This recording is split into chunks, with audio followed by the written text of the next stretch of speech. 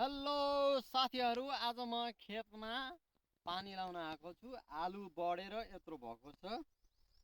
यसलाई अहिलेसम्म मैले 3 चोटि औषधि हालेँ, 2 चोटि अहिले शुद्ध गरी 2 चोटि पानी लगाइन्छ। आज म पानी लाउने सुरुमा छु। पानी लाउन नि जान्नुपर्छ। कति कति लाउने भनेर तपाईहरुले जान्नुस् के, कहाँ हुन्छ यतिकै कृषि हुन्छ।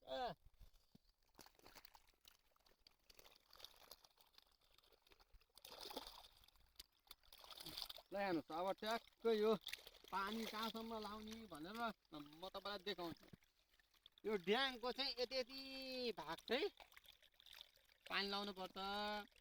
टक्क पानी लगाएपछि पानीले को रसले गर्दा आलुलाई बढ्न मद्दत गर्छ, गेडा लाग्नलाई मद्दत गर्छ पानीले। यहाँ हाम्रो फाँट हो।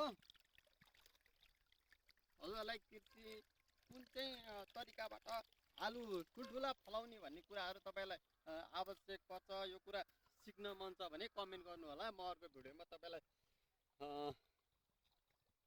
जानकारी दिनेछु।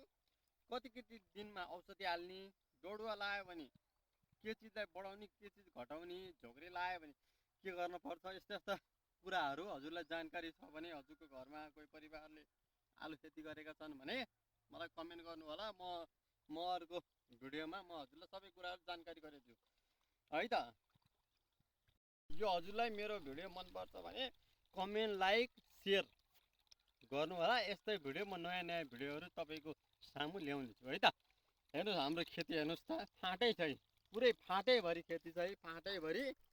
टक्क यो हाम्रो खेती हेर्नुहोस्, आलुको फाँट छ। यसपालि किसानले मरी दुःख गरेको छ। किलोको 17मा बेच्ने हो, बेच्न चाहिँ किन्न चाहिँ आउनु होला।